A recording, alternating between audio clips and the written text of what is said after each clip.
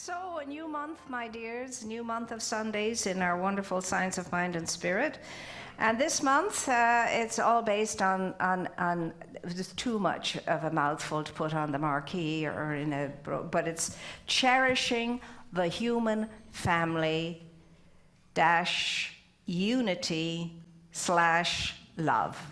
And so unity is the focus amongst us all, the human family, and the human family, of course, includes all of creation.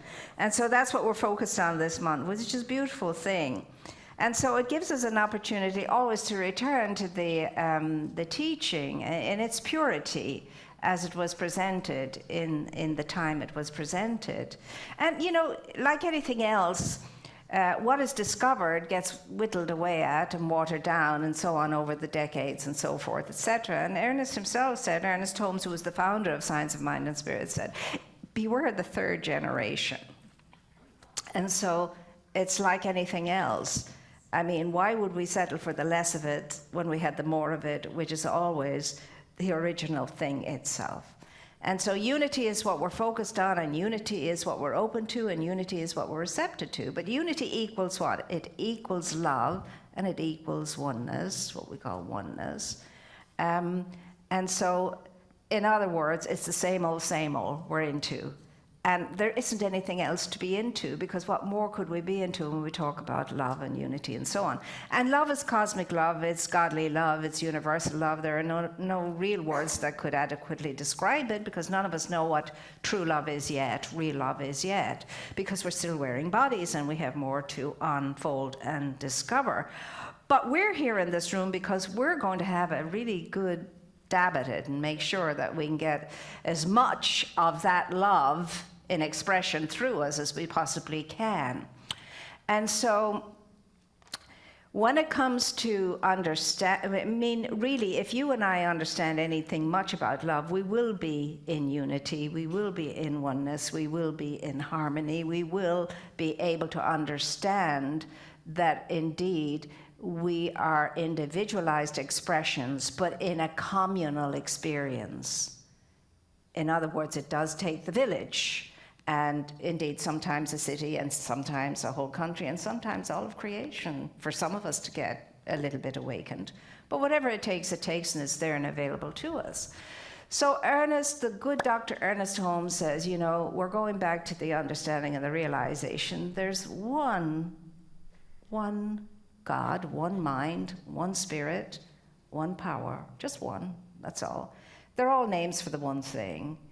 And as you know, we human beings love to name everything and label everything in a bazillion ways.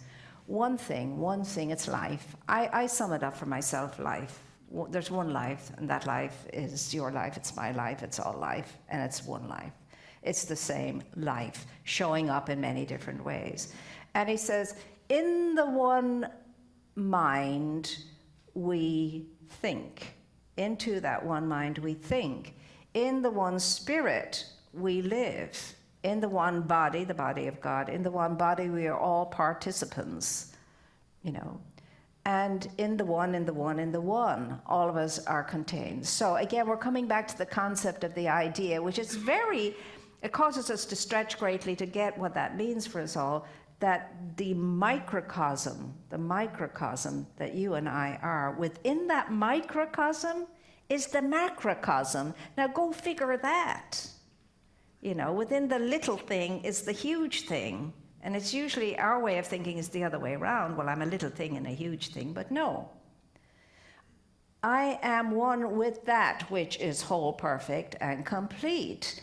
And for me to get anywhere near unity and the completeness and the understanding and the experience of that, I must first wake up to who and what I am, to who and what I truly am in reality and in truth. And so that requires of you and for me, as Dr. Ernest Holmes reminds us in the handbook, that we have to cut out any sense of separateness and selfishness. Selfishness and separateness. In fact, he says selfishness is the foundation of all of our troubles. Selfishness. And we all have a dose of that at times. Nobody escapes that.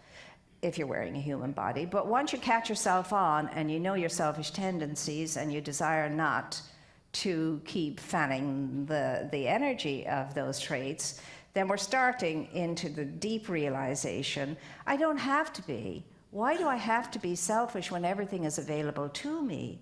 When I can have it all. You know, dear Santa, I want it all. But we already have been given it all available to us, and we can have it all because we've already, you know, been endowed with that allness. And so as we move through this month, we're endeavoring to understand again, what does it mean for me to be here right now, and what is my participation in all of this, and how can I be effective in my way of living so that I can support the unity of all of life, so that I can increase the energy of love in life, and so that I can be a peace bridge builder in my life. Well, I can't do that because if I haven't sorted things out within myself, I will have a bash at it and I will do some of it, but I won't do it well and I won't do it adequately or how I could if I'm not first taking care of here, here, here. So, for that to happen, I have discovered, I don't know about you, you can't do it on your own. Have you noticed it? No matter what your good intentions are and so on and so forth, it's impossible to do it on your own at the human level. We need the help of other individualized expression of spirit. Indeed, we do, so that we can unify ourselves and get all the fragmented pieces and so on, you know, cemented back together again in one kind of cohesive thing that we can feel good, that we can stand on as a platform, and not have selfishness, as Ernest Holmes says, the foundation of all our troubles. But to understand that it's the self of us that we need to be identifying with, and selflessness is what helps us to forward ourselves and go along the way we're supposed to unfold and expand our own lives and consequently expand the lives of all of those around us. Now, it's a tricky business because we're living in the marketplace in a three-dimensional world, and we're all running and toing and froing and doing and doing and doing and doing and doing, and I cannot because I have to do. I'm sorry I can't because I have to do. I'm sorry I can't because I have to do, you know I always have to do. And in all my doing, I never get to be. I never get to be this glorious thing that I am. I never get to see you as the glorious thing that you are because I'm too busy running and flying and doing and watching the clock. And so I have never been fully present enough to you to get that because I have to do all the stuff I have to do. And so the good Dr. Ernest Holmes, one of my favorite pieces, as I shared this morning, is his Sermon by the Sea, which he gave in Asilomar in 1959, which was his last public appearance because he made his transition in 60. And he talks about these 1,000 people that could make all the difference in the world in his Sermon on the Sea. But I love the particular one where he says, you know, bring me someone, show me someone who is for something, for just something, and against nothing, but who is for something and against nothing. That's an amazing person, whoever that person is. And he says, then, he said, show me that person who is for something against nothing and who has redeemed him herself enough, he doesn't say completely, he says, but who has redeemed the self enough that he or she does not condemn others, from the burden of his or her own soul. Who does not condemn another from the burden of his, her soul. And I will show you a new Savior, a Jesus, an exalted being. Simply, someone who doesn't react with people out of their own pain and out of their own sorrow and out of their own sadness. You know, I mean, when you look at a little puppy or a little kitten or a grown-up puppy and a grown-up kitten, and when they're hurt, the little ones that are the most loving, when they're hurt and you touch them where you don't know they're hurt, and they all of a sudden, this little kitten turns into Godzilla because you've hit their pain point. And you didn't know it, but they don't know any of that. They just know you're hurting them further. And what the hell are you doing? You're supposed to love me, not hurt me. So, he's saying, if I could find one of those persons, that person would save me, redeem me, and show me a whole way to be. So again, he's bringing us back to work on yourself, honor yourself, love yourself, respect yourself, because God dwells in you as you, and trust above all yourself. Trust above all yourself. You've had the world telling you since you were knee-high to a grasshopper what you weren't, what you didn't have, how you weren't enough, how you didn't measure up, how keep trying, and maybe someday. And that was such a lack of truth for any of us to be told. Can you imagine if we had been told who we were from the moment we could grasp that or understand that, and that had been imprinted upon us as small children, how different we all would be. But it matters not. We are where we are for whatever reason. We've all the time in eternity to turn all of that stuff around and to release it and let it go and then come back into the awareness of our truth. But it's not going to happen overnight, and don't you ever think it will. And when people tell you to get over yourself and snap out of it, well, yes, you can make a mental decision. I will not do that or be that anymore, and I will be and I will do this, and that's a mental decision, and you mean it and you're sincere, but you have a cellular remembrance in your body. The cells remember. The body is dense, and it takes the body so much longer to release and let go of all of that pain and etc. And so you have to be patient with that, and the rest of us, while some of us are being patient with that, have to understand this.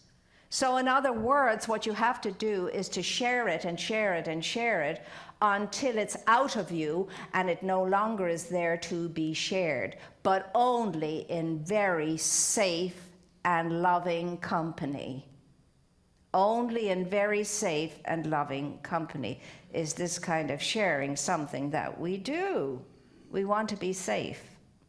And we just want to be listened to. I mean, this is what most of us don't understand. When somebody shares something of sorrow or whatever it is with us, they just want to be heard. They don't want you giving them a lecture in return. They don't want us telling them how they can go about this, that, and the other. They just want to be heard, listened to. That's all. Because you and I can't give those answers. They're not ours to give. We can, in compassion, say, well, I'm so sorry that you're in this situation right now. How may I help you? And let them tell you how they could be helped. Instead of, well, let me tell you. See? So we walk the road of life alone together. We are individualized expressions in a communal experience. I mean, Jesus proved this over and over again. They said it was his custom to go up into the temple every Sabbath. It was his custom to draw out onto the lake on his own, go into the mountains on his own, to go into the desert on his own, and so on. But both are necessary because we are all one. We're all united. So there is that social need in all of us. There is that collective need in all of us to be together in community. That's the last thing we have to offer people, is the experience of community, because we know, and some of our own do it, they're at home in their pajamas streaming and watching us all now. By the way, hi everybody, we're sending love to you all. And but the thing is, after a while, when we've isolated ourselves enough and interacted with our gadgets enough and so on, it's not enough. And we need to have that contact with each other, because we call each other into our company, because we're individualized expressions of one thing. And where two or three are gathered, there is a greater experience of the wholeness of it all in the midst. So when you have a lot of people gathered, you can imagine how much more awesome the energy can be. So the question for you and for me this week is, what in hay do you want? I mean, what are you looking for? What are you expecting? What are you after? And where do you think you're going to find it after you've traveled up the Airy Mountains and down the Rushy Glens and visited every holy place you could manage or think to visit? Where do you think you're going to find, after you've flown, as Ernest Holmes says, on your magic carpet all over the place, only to come back empty-handed to where you set out from?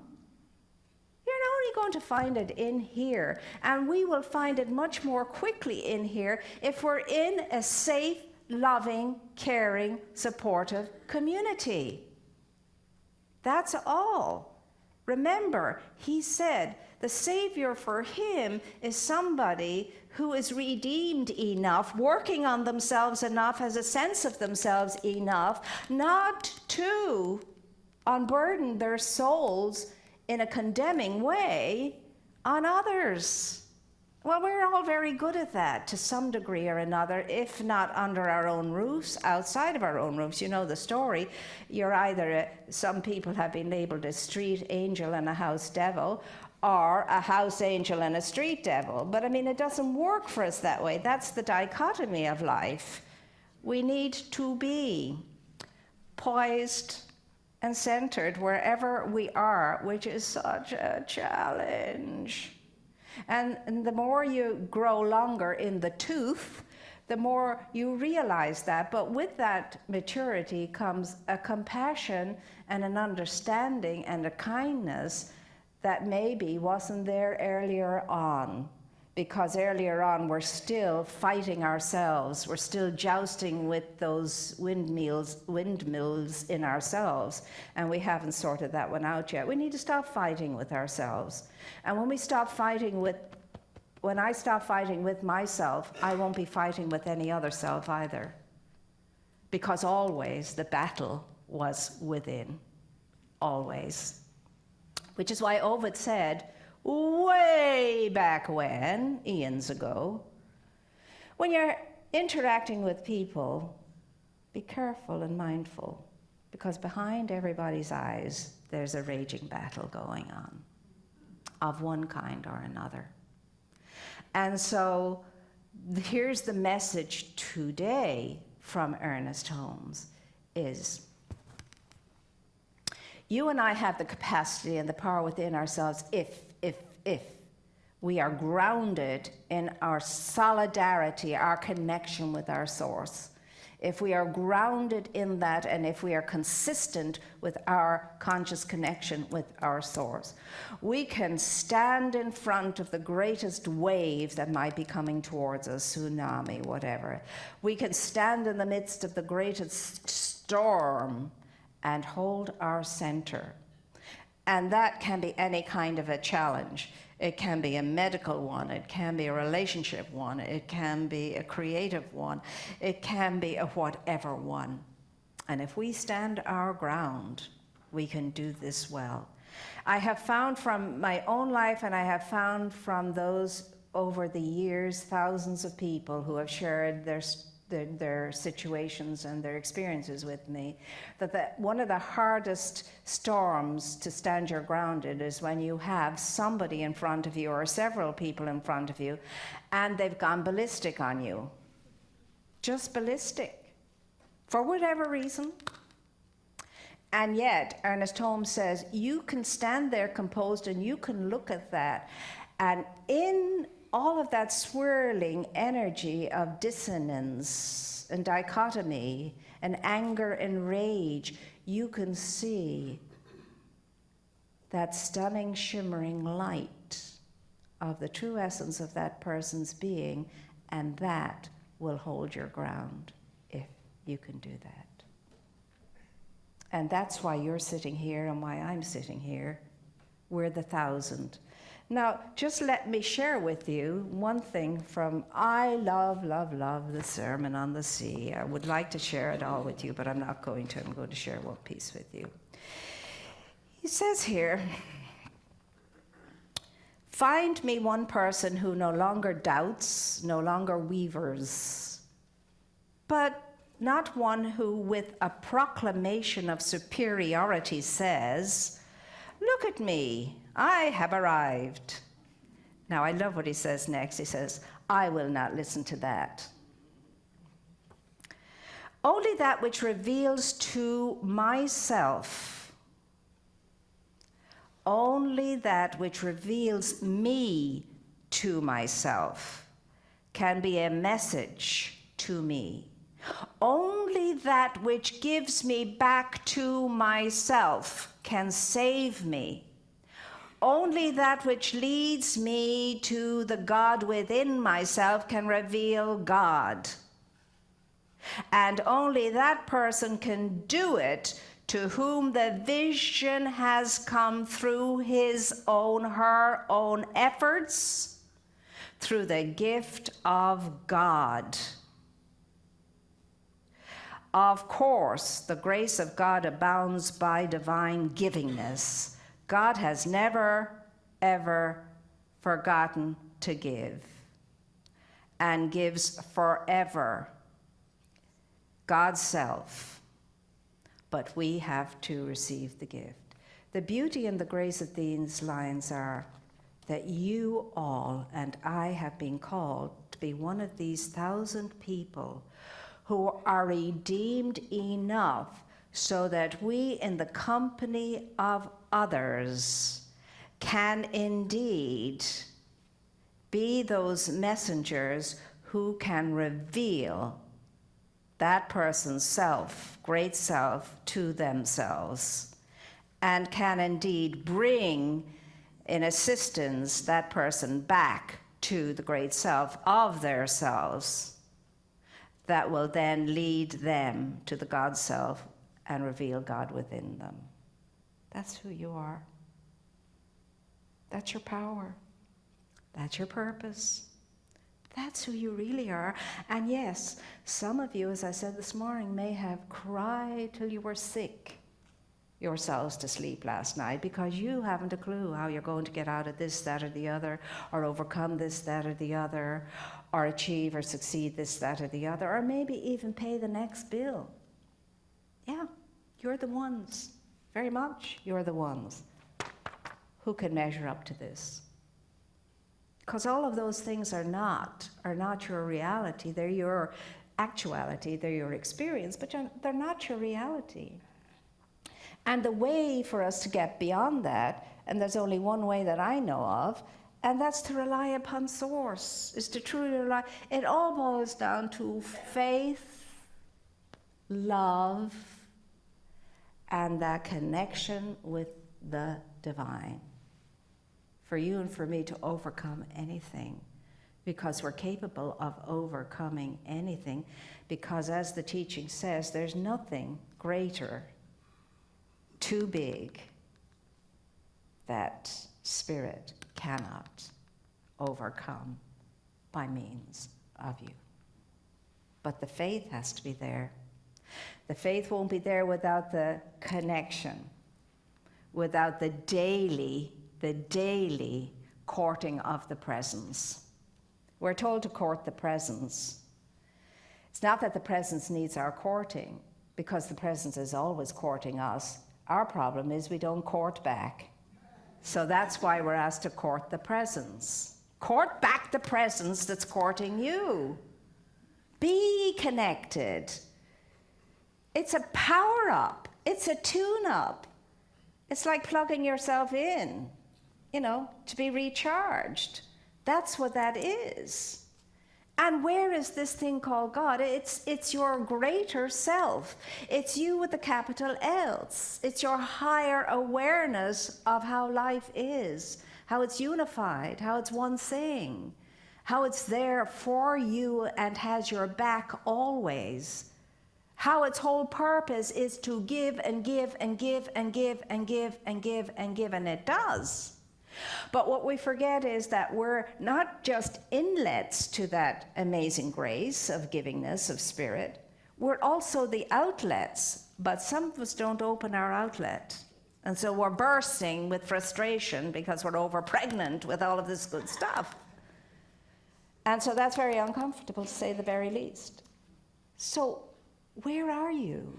What do you want? What are you looking for? And perhaps, maybe there's another way of going about being open and receptive to what that is. And just maybe you might have your own answers to that, and just maybe you may be the key sourcing of that. And just maybe, if you and I were to knock off all the egoic stuff that's ruling the roost, and listen, for example, to the inner mind and not the outer mind, everything would become clear, and the way would be made straight before us for us to move with grace, with ease, in loving relationship with all, in health and well-being and fullness and plenty, through wonderful creative expression into that good that we desire, because the way has been made straight before us, and we have said, yes, I trust the path, I trust the way. I trust it. I'm safe on this path. This path always leads me to good, to blessing, and only that. Because I know who goes before me. Trust in me, trust in me. I go before you always. Come follow me, and I will bring you whatever you're looking for. Peace, rest, whatever it is. I'm with you always, as I have always been, and I shall always be with you. I mean, what is it we're not getting when we hear these things? So, my dear ones, all I'm here to do is just to be the allowance of the flow of Spirit as Spirit chooses to come through. And let me tell you, some of the times you like it and some of the times you don't like it. But it's not me deciding what all of this is, and that's the truth. Sometimes our recoveries are uncomfortable. Have you noticed that?